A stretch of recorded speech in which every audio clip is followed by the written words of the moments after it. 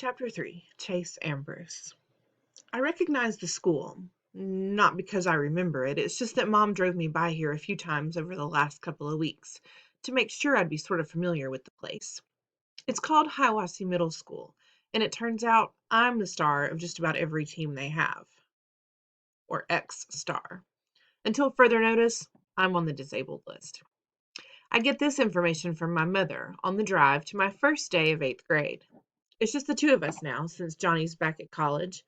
Mom's trying to fill me in on my former life so I won't be caught by surprise, like when that psycho girl dumped frozen yogurt on my head. Funny, she was sympathetic when I told her about that, but she didn't seem very surprised. Like we live in a town where people attack each other with desserts all the time. Oh, she replied airily, young girls can be oversensitive, especially with a popular athlete. She smiles at you, you don't smile back. She takes it personally.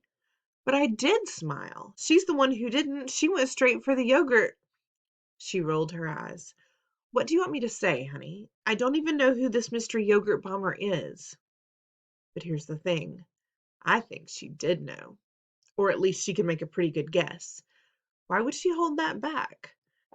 It wasn't like those first days out of the hospital when she was a stranger to me, and I must have seemed plenty unfamiliar to her. Now, as we pull to the curb in front of the school, she's pumping me up with details like names of friends and teachers I get along with, yet I still can't shake the impression that there's something being left unsaid. But, I prompt. She reddens. But what? I put it to her. Tell me the part you're leaving out. 13 years is a long time, Chase. There's no way I can fill all that empty space for you while we're parked at the side of the road on the first day of school. You're going to hear things about yourself, good and bad, that might surprise you. Just keep your cool, okay? Now, what is that supposed to mean? I asked. She answered, and now I know even less than before. Her face is the color of an overripe tomato. I don't push it. I'll find out soon enough. There are hundreds of kids pouring in the front entrance.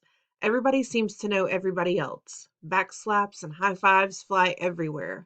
Several of them fly in my direction, and I smack hands, bump fists, and try to look like I belong, which I definitely don't. I also get some strange looks, and a few kids meet my eyes and then furtively look away.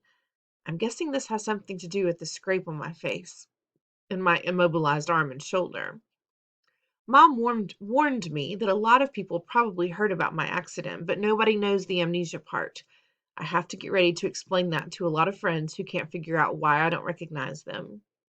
The teachers and office staff had to be told, of course. It's our boy! A single bellow rises above the general chatter as soon as I enter the building. I don't know the kid, but I'm willing to bet he's one of my football buddies, judging by the size of him.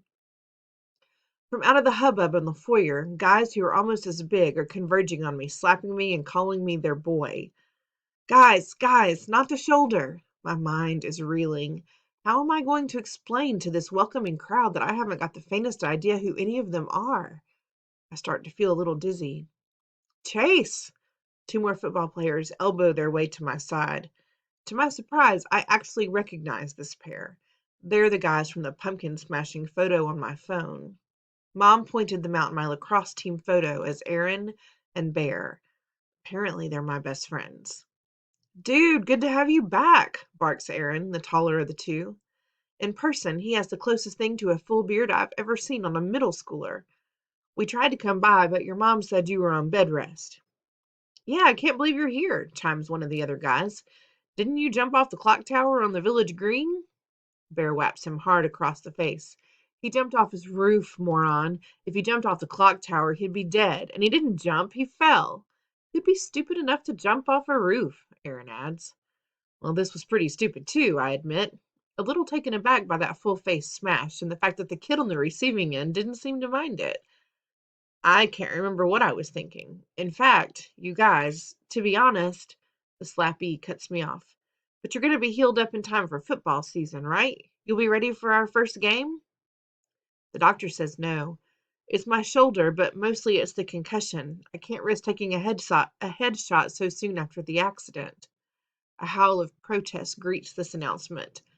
But we need you. You're our leading scorer, the best player, our captain.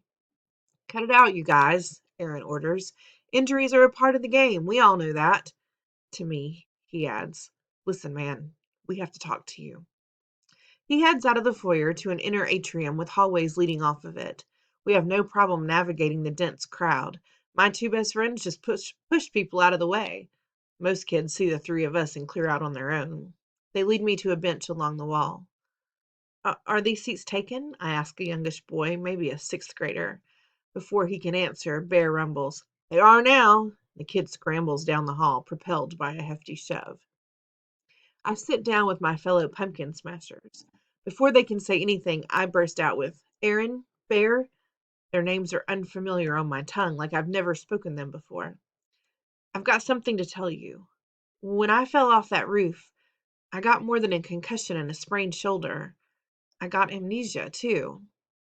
Bear frowns. Amnesia? You mean you forget stuff? I shake my head slowly. Worse. I forgot everything. Like my whole life before I fell.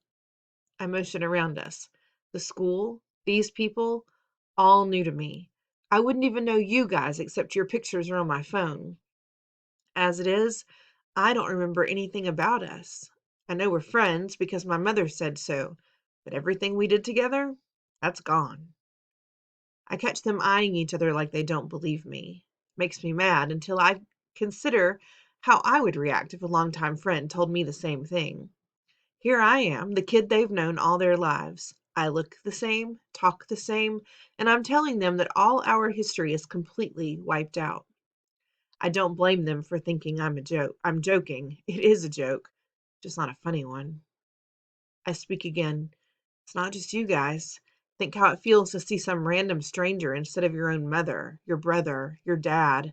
And trust me, I'm not loving the thought of dealing with 800 kids in this school who think I'm dissing them because I can't remember who they are. Bear stares at me hard. Wait, you're not kidding, are you? I wish, I say fervently. He's stunned. Wow. Aaron leans forward, practically into my face. Yeah, but your memory's going to come back, right? There's an urgency in his voice. He must really hate it that I'm missing out on the good old days. Some of it, maybe, I reply, but also maybe not. The doctor says it's impossible to know. They look at each other again, and there's no mistaking how freaked out they are. I feel a surge of warmth toward these two, my best friends. I have a giddy vision of my phone screen, the three of us brandishing the baseball bat with the ruined jack-o'-lantern. The good times. Guys, I try to reason with them. I'm still me, even if I don't remember the stuff we did together. We'll do new stuff. Better stuff. Oh, yeah, totally, Bear exclaims. And if you can't play football, you'll be good for lacrosse in the spring, right? The doctor said I should be okay by then, although we'll have to see. Well, there you go. He sounds upbeat, although I'm pretty sure he's faking it. This can't be an easy thing to process. If I wasn't the one with amnesia, I don't know if I could accept it myself. We're here for you, man, Aaron adds, slapping my back and sending a jolt of fire through my separated shoulder. I swallow an angry warning, one step at a time. Welcome back, boys, a deep voice intones. A tall man in a charcoal gray suit approaches our bench. Chase, I'm Dr. Fitzwallace, your principal. I thought I'd reintroduce myself under the circumstances. We've met before, of course.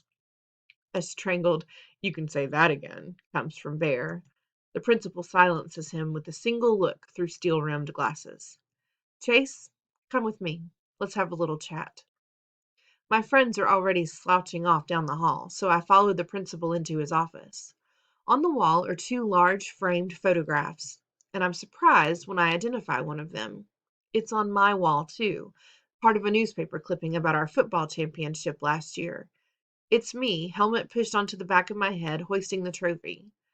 The other is similar, although you can tell it's a lot older. The pose is almost identical, a young player raising the same trophy. I can't explain it, but the kid looks sort of familiar. But that's crazy. How can I recognize him? I don't recognize anybody. Dr. Fitzwallace is watching me. That's your father. Our only other win at state, back when he was your age. Wow, no wonder Dad calls me Champ. I should call him Champ too. I tell the principal, I didn't know he won at state.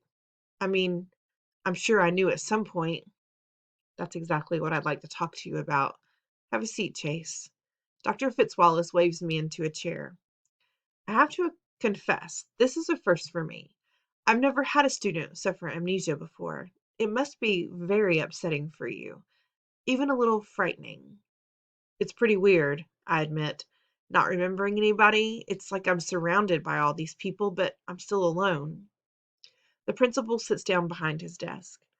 I hope we can make this situation a little easier on you. I've alerted all the teachers and support staff, so we're ready for you. If you have any issues, just have whoever's involved get in touch with me. I thank him because that's what he seems to expect me to do. One more thing.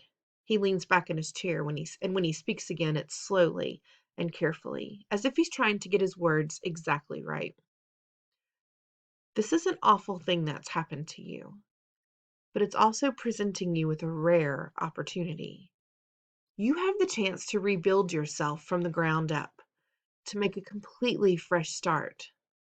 Don't squander it.